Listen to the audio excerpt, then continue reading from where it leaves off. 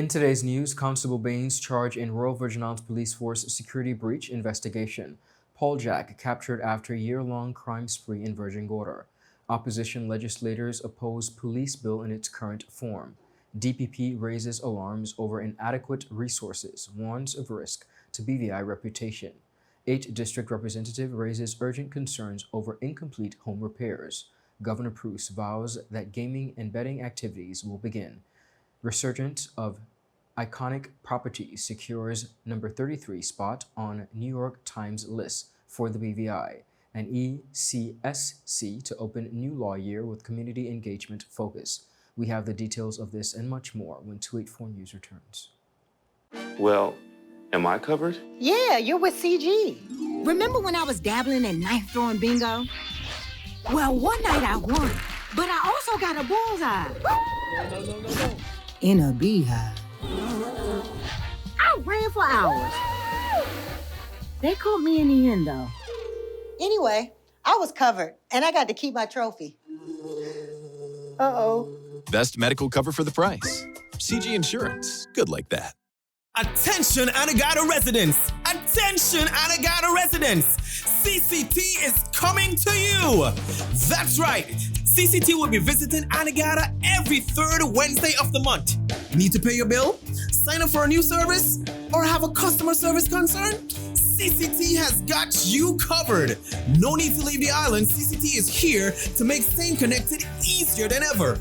Mark your calendars for every third Wednesday starting October 16th and visit us for all your CCT service needs. For more information, call us at 444-4444 or follow us on any of our social media pages. See you soon, Anegada! Hello everyone and welcome to this edition of 284 News. It is January 9th, 2025, Thursday that is. I'm Ron Grant, bringing you the latest out of Tortola in the Virgin Islands. A happy Thursday's wish to each and every one of you.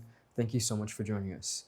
Beginning our newscast on the local scene in the Virgin Islands, Police Constable Orlando Baynes has been arrested and charged with breach of trust by a public officer following an internal investigation by the Royal Virgin Islands Police Force into a significant security breach. The breach, which occurred during a planned operation in November of 2024, involved the unauthorized disclosure of sensitive information, compromising the operation's success and raising concerns about law enforcement protocols. In response, the Royal Virgin Islands Police Force launched a comprehensive, they say, investigation led by a specialized internal team to identify the source of the said breach. The findings revealed the severity of the incident and underscored the need for stricter accountability measures within the organization. Constable Baynes is now set to appear before the Magistrates Court in the coming days to answer to the charges. Acting Commissioner of Police Jacqueline E. Vanterpool emphasized the Royal Virgin Islands Police Force commitment, she says, to integrity and public trust in light of the incident, stating, and I quote, "The Royal Virgin Islands Police Force remains steadfast in its commitment to uphold the highest standards of integrity and transparency. We are dedicated to eradicating corruption within our force and ensuring public trust in our law enforcement capabilities." The Royal Virgin Islands Police Force has assured the public, they say, that it will continue to take decisive actions against breaches of trust while prioritizing the integrity of the organization and the safety of Virgin Islanders and the community. This case serves as a reminder of the Royal Virgin Islands Police Force commitment, they say, to holding its members accountable once again and maintaining professionalism within its ranks. We'll keep you updated as the story develops. Paul Jack, a national of St. Vincent and the Grenadines, has been apprehended after a year of criminal activities that terrorized the Virgin Gorda community. The Royal Virgin Islands Police Force confirmed his capture following a joint operation led by Virgin Gorda detectives on Saturday, January 4th, 2025. Jack, who was previously convicted and deported from the British Virgin Islands in 2021 for offenses related to proceeds of criminal conduct, re-entered the territory illegally. He had been hiding in heavily wooded areas between Crooks Bay and Coppermine, while being linked to a series of burglaries, robberies, and other crimes that caused significant fear and disruption among residents in Virgin Gorda. Jack now faces multiple charges, including illegal entry, criminal trespass armed with an offensive weapon, assault on a police resisting arrest, and aggravated burglary. The Royal Virgin Islands Police Force has also launched further investigations into his alleged involvement in other crimes committed across Virgin Gorda. Acting Commissioner of Police Jacqueline Vanterpool praised the efforts of the officers who brought Jack to justice, stating, and I quote, "The arrest of Paul Jack is a major breakthrough in ensuring the safety and security of Virgin Gorda residents and visitors. His actions have caused distress in the community, and we are committed to bringing him and others involved in these crimes to justice." In connection with the spat of crimes, the Royal Virgin Islands Police Force also charged another suspect, 29-year-old Devontae Joseph, who has no fixed address. Joseph faces charges of robbery, 2 counts of burglary, aggravated burglary. Both men have been linked to break-ins, targeting both unoccupied and occupied villas, escalating fears among residents in Virgin Gorda. The Royal Virgin Islands Police Force extended gratitude to the general public for their cooperation in the ongoing fight against crime and urge residents to remain vigilant. Opposition legislators have made it clear for the need to strengthen the Police Bill 2024. During a recent sitting of the House of Assembly on Tuesday, January 7, 2025, legislators highlighted its level of inadequate attention. One such voice was the 6th District Representative, the Honorable Myron V. Walwyn. The motion to amend the order paper and expedite the readings was moved by Premier and Minister of Finance, Dr. the Honorable Natayo D. Wheatley, and passed by a narrow vote of 7 to 5, with at-large Representative the Honorable Lorna G. Smith, OPE, abstaining. The decision to fast-track the legislation sparked sharp debate among members, with opposition representatives citing concerns about the bill's impact on fundamental rights and the lack of public consultation. The bill therefore aims to align the jurisdiction's legal framework with international standards by addressing identified gaps, enhancing law enforcement effectiveness in investigating and prosecuting serious crimes, while safeguarding individual rights and ensuring necessary oversight and accountability. If you are saying that this came from the Caribbean Action Task Force, largely surrounding our financial services sector, the discussion and the areas that the Premier went into are diametrically opposed to the objects and reasons of the bill. So it raises questions as to what really the concern is, because the Premier went into areas of homicide and different things, all of a local nature. All of a local nature, so it tells you something different. I also want to clear something up, that nobody is against the bill. And I think the impression that was being given by the Premier is a wrong impression. And you really should apologize for it, because nobody has indicated that they are against the bill. Nobody indicated anything about afraid of the United Kingdom. Nobody indicated those things. If those are your views and you're afraid to say them, don't try to pass them off on anybody else. I believe they are your views, and you're deflecting them, but those are not the views of anybody, I believe, on the opposition, Madam Speaker. Honorable Walwyn further called for broader public consultation of the bill, voicing very serious concerns over the bill's implications for privacy rights under the Constitutional Order of 2007. But, Madam Speaker, I want to make it lucidly clear that criminal activity has no place in this Virgin Islands. And we should all show our absolute contempt for any sort of criminal activity. Madam Speaker, but when you look at the bill, you have to always bear in mind balance, proportionality, justifiable reasons for what you do, to make sure that the appropriate checks and balances are in place. You shouldn't only just be concerned with catching people who may have done something wrong, who need to be caught. You have to also be concerned about innocent persons who could be affected if the appropriate checks and balances are not in place. And as I go through the bill, Madam Speaker, I'm going to show you convincingly how woefully inadequate this bill is as it relates, Madam Speaker, to the various protections. In defending the decision to expedite the readings, however, Premier Wheatley had pointed to the urgency of modernizing the territory's crime-fighting capabilities, explaining that the bill addresses deficiencies identified in the 4th round mutual evaluation report of the Financial Action Task Force. Up next, viewers, we have much more on the local scene. We'll be right back after a quick commercial break. Just give me my service. Yeah. Just give me my service. Just give me my service. Make the switch to CCT and get connected today. Unlimited talk, text, and data. Visit any CCT store or call us at 444-4444. CCT, Life Unlimited. At Higher BVI, we're not just about business. We're about empowering lives, and that is because we aspire to inspire. By choosing us, you're supporting a company that believes in equal opportunities, diversity, and community growth. Our mission goes beyond profit. It's about providing HR solutions, fostering talent, and leaving a positive impact. Join us in building a better future, a better BVI. Choose Higher BVI, where your support isn't just a transaction, it's a transformation.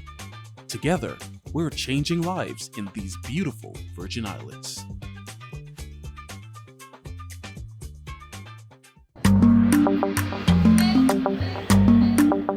Yo, everything good there? Aye.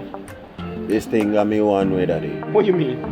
Ever since I hook up with this thing, I can't eat, I can't sleep. This is the first thing I touch it when I reach home. What you really? Hey, this ain't like you know. Dad, this thing got me staying home, keeping out of trouble me. Wow. What your name is? Shit. I talking about my CCT life. Don't worry about missing your favorite series, sports, news, and local programming. Come to CCT today and sign up for CCT Live to access over 80 channels. CCT Live. Bring it home. 1 month free trial turn into 5. 5 months turn into, well, you know I watching ball. I even watching football. Dad, Nickelodeon, Paw Patrol. I am hooked. Hook, I tell you. Welcome back, everyone, and thank you all for sticking with us. Moving right along, the Director of Public Prosecutions, Ms. Tiffany Scatliff, has issued a stark warning to the Standing Finance Committee regarding the critical challenges her office faces due to inadequate human and financial resources. Alkamar Haynes has more on this report. Speaking at the 2024 Standing Finance Committee deliberations, Director of the Public Prosecutions, Ms. Tiffany Scatliff, highlighted the long-standing resource shortages which have persisted for over 7 years and the potential consequences for the Virgin Islands' international reputation and compliance with global financial regulations.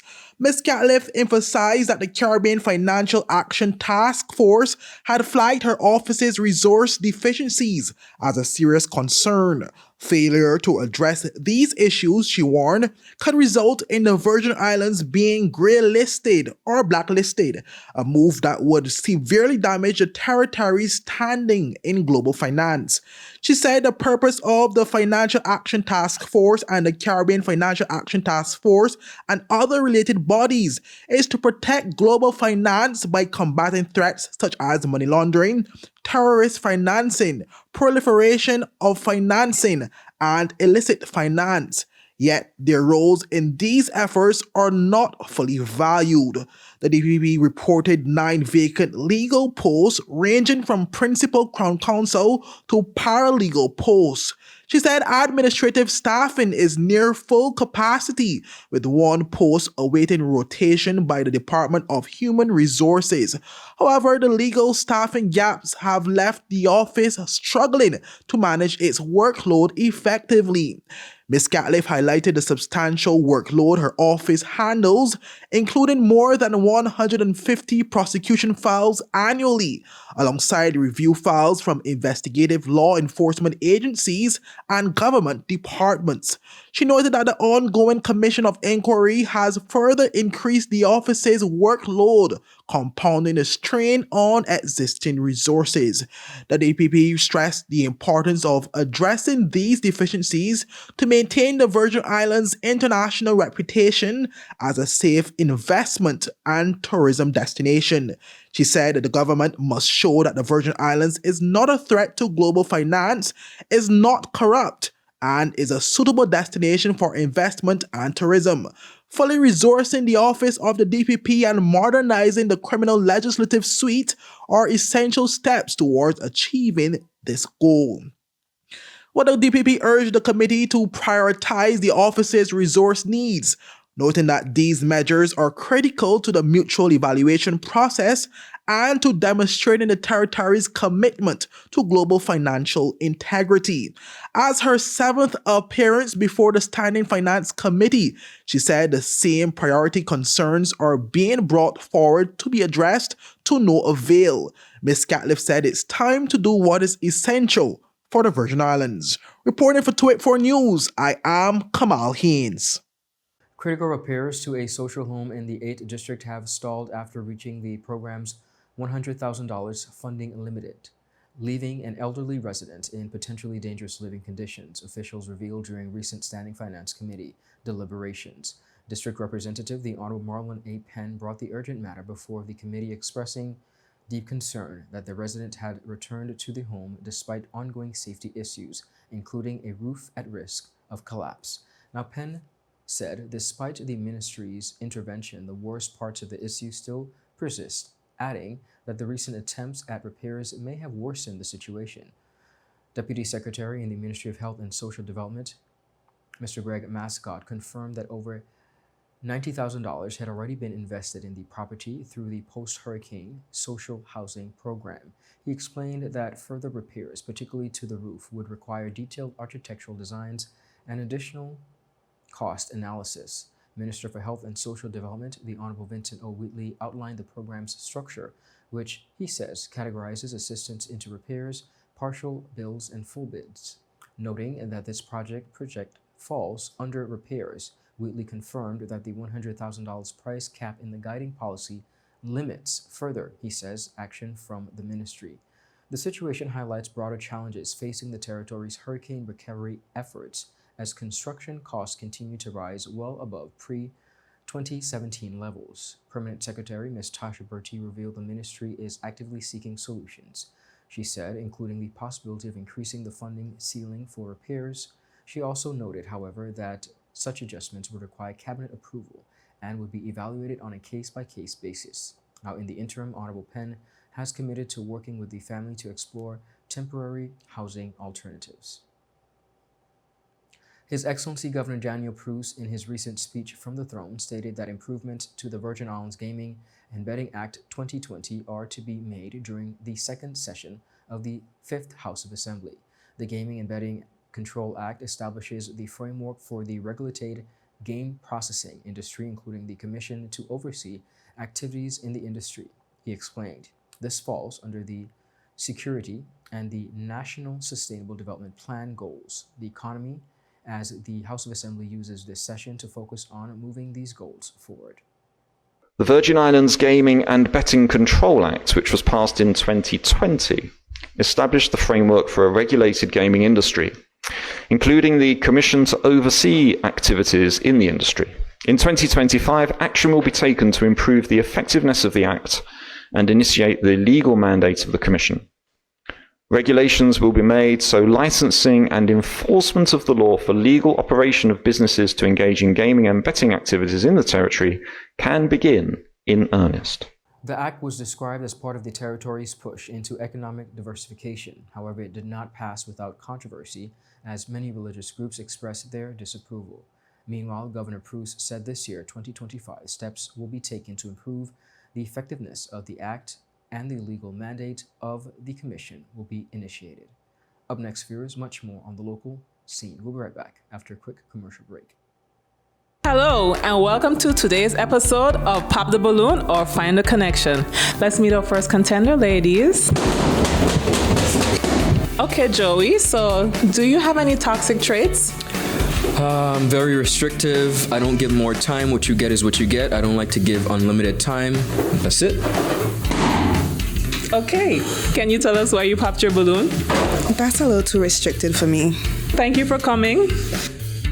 Okay, ladies, so let's meet our second contender. Sorry, excuse me. Why did you pop a balloon? I could give you minutes, data, unlimited call, overseas call, fiber. What else you need? My friend used to date you. You're a scam. She used to be for everything and more. Nothing to offer. Okay, ladies, let's welcome our last contender. You look nice. Can you tell us your name? Thank you. My name is Christian Charles Thomas. They call me C Sweetie. What do you have to offer these ladies? Well, security, trust, unlimited time, and a pretty fast. Okay, so do you have any deal breakers? Nah, but here's my number. 444-4444. E2. Vida Ilimitada. Okay, guys, so no pop balloons. For a fast, reliable, and secure connection for your personal or business life, call us at 444-4444 or visit any of our CCT stores and we'll get you connected with the perfect match for you. Welcome back, everyone, and thank you so much for sticking with us. Moving right along, the British Virgin Islands has proudly secured the number 33 spot on the New York Times highly anticipated 52 places to go in 2025 list. Released annually in early January, this prestigious compilation highlights must-visit destinations, setting the tone for global travel each year. Notably, the BVI is one of the only 2 Caribbean destinations to make the coveted list, underscoring its unique allure. The listing, authorized by Times journalist Nora Walsh, celebrates the remarkable resurgence of iconic BVI properties that have risen stronger after the devastation of Hurricanes Irma and Maria. Featured prominently are the ongoing enhancements at the Bitter End Yacht Club, including the addition of luxurious over-the-water lofts slated for completion this year, the reimagined Byros Marina and Resort, and the stunningly transformed Peter Island Resort, which reopened its doors in December of 2024. Director of Tourism, Mr. Clive McCoy, expressed his enthusiasm about the recognition, stating, and I quote, "While we are no strangers to this prestigious list, our inclusion this year is a testament to the resilience and innovation that defines the BVI. The arrival of our iconic properties, coupled with increased airlift, marks an exciting new chapter for our destination. This allocate is a significant win, showcasing the BVI's beauty, resilience, and unparalleled hospitality. We are thrilled," he said, "to inspire travelers to experience all that the British Virgin Islands has to offer."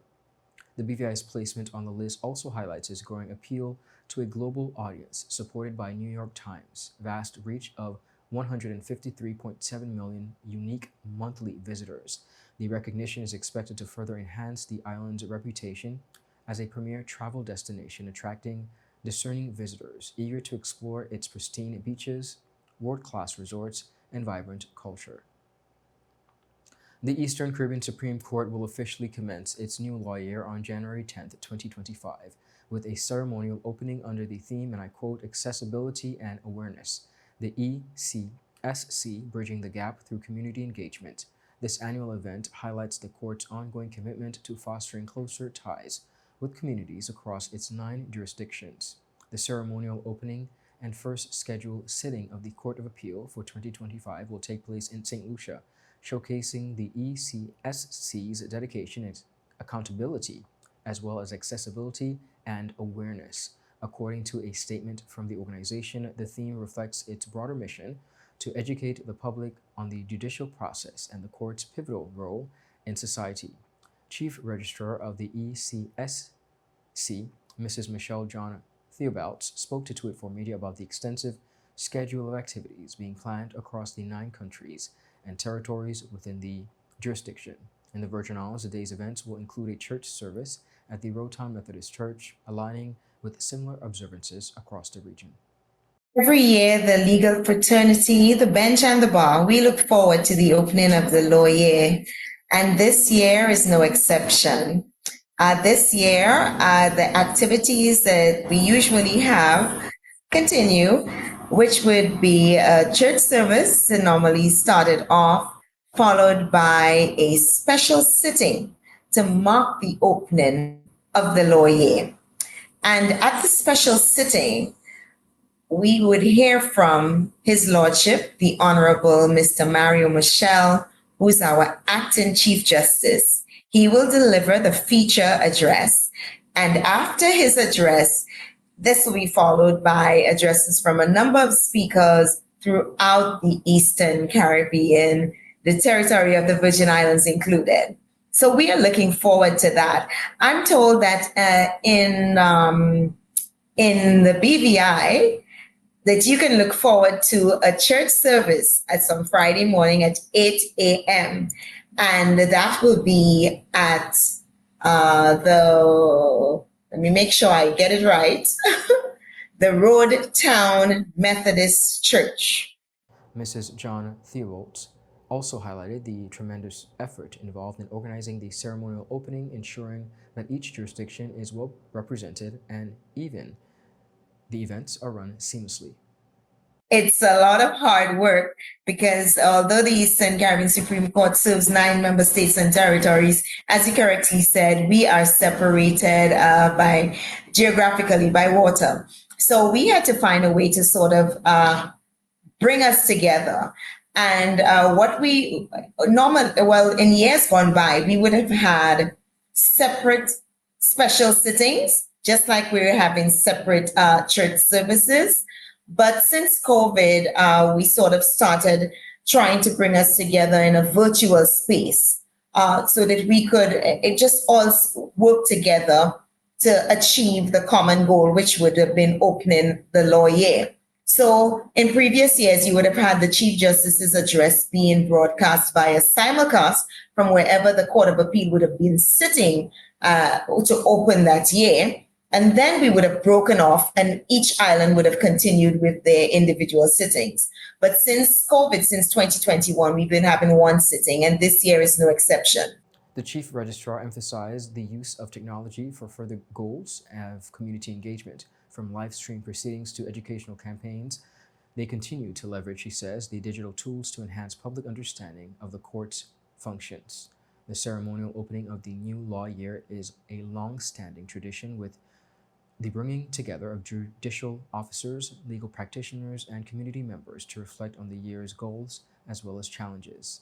The jurisdictions are encouraged to participate in the activities and, of course, take the opportunity to learn more about the court's role in fostering justice and fairness. The ECSC prides itself on using technology. This has really been a saving grace for us, especially because of what we do as a court. Largely, we depend on being in a physical space. COVID sort of forced us to think outside the box. And although we are much better in terms of social distancing and the entire COVID, the pandemic, but we realized that we could still leverage the technology and what we used in times gone by to ensure that we maintain our efficiency and our overall efficacy as a court, to ensure that we can administer justice in the manner that we need to. But in relation to the court setting goals for the year, our theme for the opening of the law year 2025 is accessibility and awareness, the ECSC bridging the gap through community engagement. And this really speaks to the trajectory that the court has been on since September and leading into this year, where we've started a public education campaign. You see, we've realized that there is somewhat a disconnect between the public and the court.